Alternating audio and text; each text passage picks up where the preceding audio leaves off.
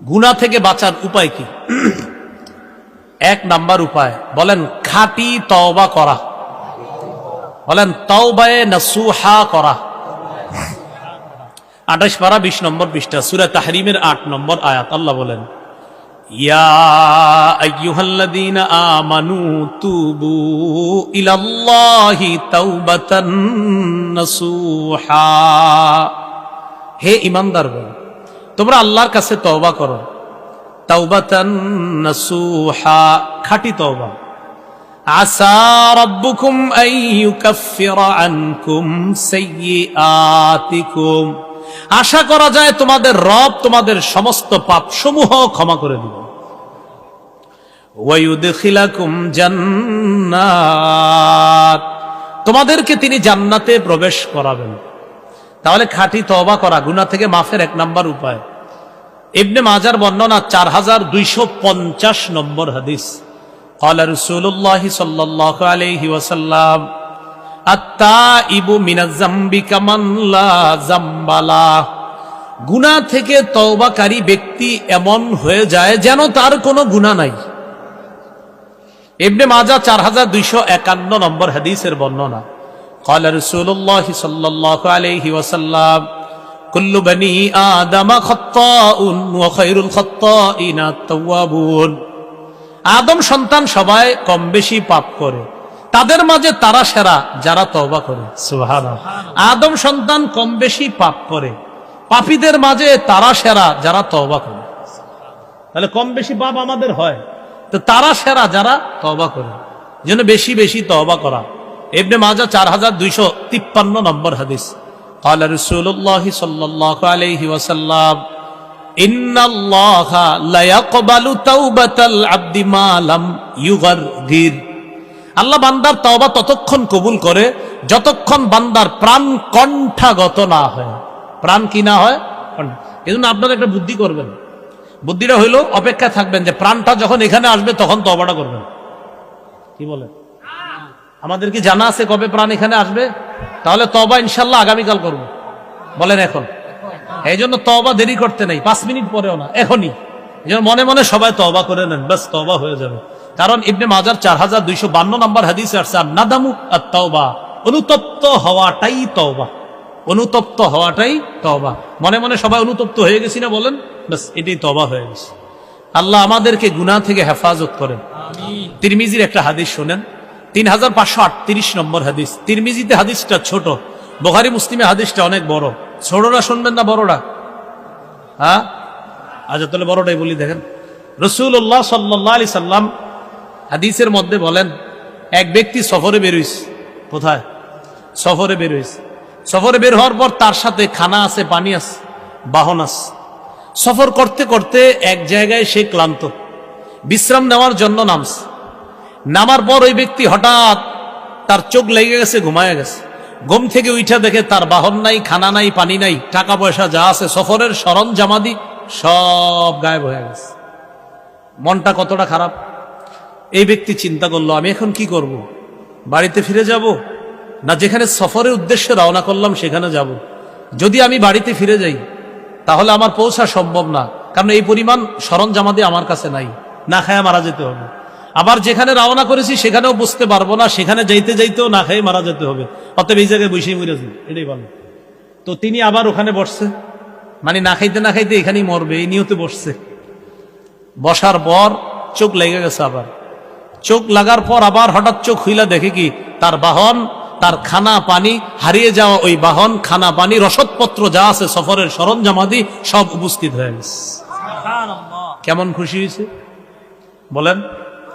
হাদিসে নবীজি বলেন বিশিদ্দাতিল ফরহি, খুশির অতি সহ্যে। কি বলছে? খুশির অতি সহ্যে। বিবারিয়া যেহেতু কুমিল্লার আশেপাশেই, তার মানে বিবারিয়ার আপনারাও বুঝবেন।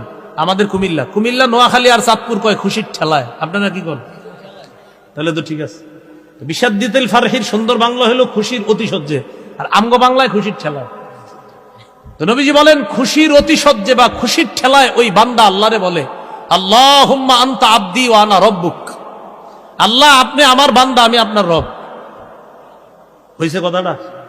খুশির কারণে মুখ দিয়ে কি বলছে আর মাথা ঠিক নেই। নবীজি বলেন আসলে এটা তার মনের কথা না, তো এটা তার মুখের কথা। তার মনের কথাটা হলো এমন, আল্লাহ আপনি আমার রব, আমি আপনার বান্দা। এটা বলতে গিয়ে বলে ফেলছে আল্লাহ আপনি আমার বান্দা, আমি আপনার রব। আসলে হে এত খুশি, কি যে বলছে তার মাথা না ঠিক নেই। রাসূল বলেন লাল্লাহু আফরাহু বিতাওবাতি আহাদিকুম মিন আহাদিকুম বিদাল্লাতিহি ইযা ওয়াজাদাহা। তোমাদের কেউ হারিয়ে যাওয়া বাহন ফিরে পাওয়ার পর যেই পরিমাণ খুশি হয় কোন বান্দা তওবা করলে, এর চাইতে কোটি গুণ বেশি আল্লাহ খুশি। তাহলে তওবা কখন? আগামীকাল। আল্লাহ আমাদেরকে বেশি বেশি তওবা করার তৌফিক দান করেন। গুনাহ মাফের 1 নাম্বার উপায় জানলাম আমরা, তওবা করা। 2 নাম্বার উপায় গুনাহ থেকে পরিত্রাণের, বলেন ইস্তেগফার পাঠ করা।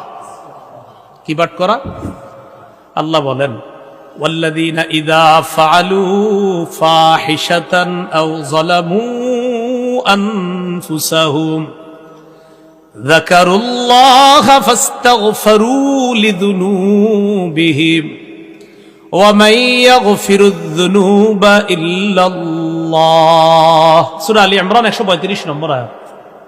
ওয়াল্লাযীনা ইযা ফাআলু ফাহিশা, যারা কোনো অশ্লীল কাজ করে, আও যালামু আনফুসাহুম, অথবা নিজেদের উপর জুলুম করে, যাকারুল্লাহ, আল্লাহরে স্মরণ করে, ফাস্তাগফিরু লিযুনুবিহিম, সাথে সাথে নিজের গুনাহের জন্য ইস্তেগফার পাঠ করে ক্ষমা চায়। ওয়া মান ইয়াগফিরুয যুনুবা ইল্লাল্লাহ, আল্লাহ ছাড়া গুনাহ ক্ষমা করার আছেই বা কে? গুনাহ ক্ষমা করে কে? আল্লাহ। তো আল্লাহ বলতেছেন এই জায়গায় ইস্তেগফার পাঠ করা। ইস্তেগফার পাঠ করলে গুনাহ মাফ হয়। আল্লাহ পাক রব্বুল আলামিন সূরা নূহের মধ্যে বলেন ইস্তাগফিরু রাব্বাকুম ইন্নাহু কানা গফফারা, তোমরা তোমাদের রবের কাছে ইস্তেগফার পাঠ করো, ক্ষমা প্রার্থনা করো। কি লাভ? ইন্নাহু কানা গফফারা, তিনি তোমাদের প্রতি অধিক ক্ষমাশীল। ইউরসিলিস সামাআ আলাইকুম মিদরারা, যত বেশি ইস্তেগফার পাঠ করবা আল্লাহ আসমান থেকে মুষলধারে বৃষ্টির ন্যায় রহমত নাজিল করবেন। 3 নাম্বার ওয়ায়ুমদিদকুম বিআমওয়াল, সম্পদের দরকার, ইস্তেগফার পাঠ করেন আস্তাগফিরুল্লাহ আস্তাগফিরুল্লাহ। আল্লাহ বলেন ওয়ায়ুমদিদকুম বিআমওয়াল, তোমাদেরকে তোমাদের রব সম্পদ দ্বারা সাহায্য করবেন যদি ইস্তেগফার পাঠ করেন।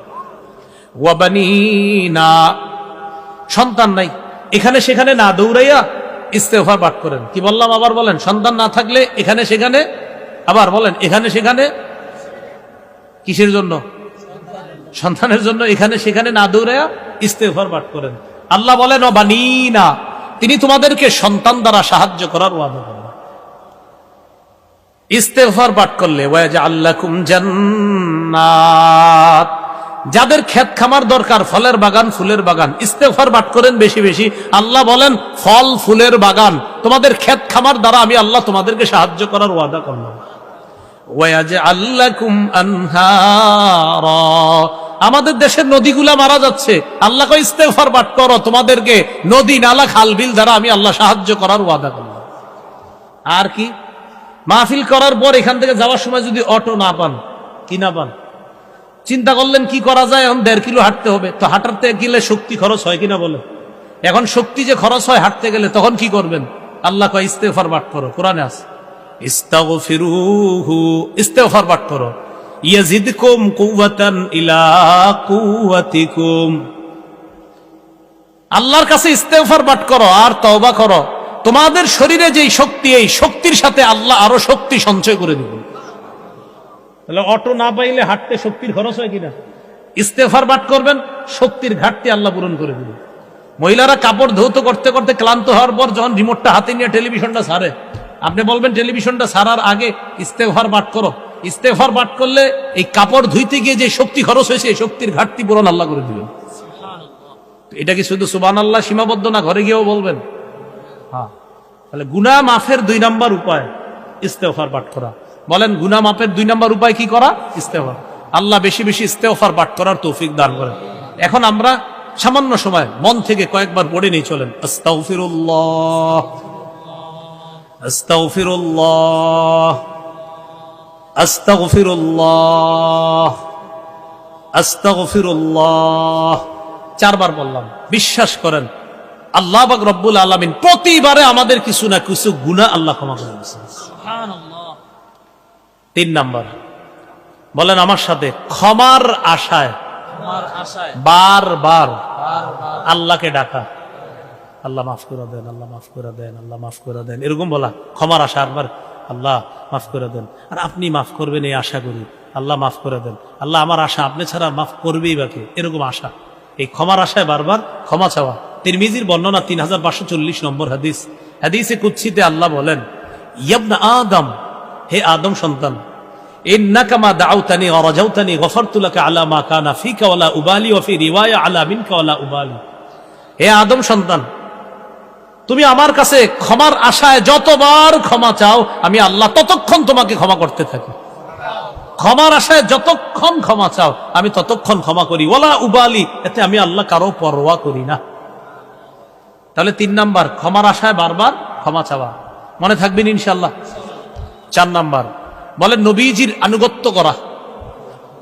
তো এই যুগে তো নবীজি নাই, অতএব রাসূলের সুন্নতের আনুগত্য করা, সুন্নতের অনুসরণ করা, ইত্তিবা।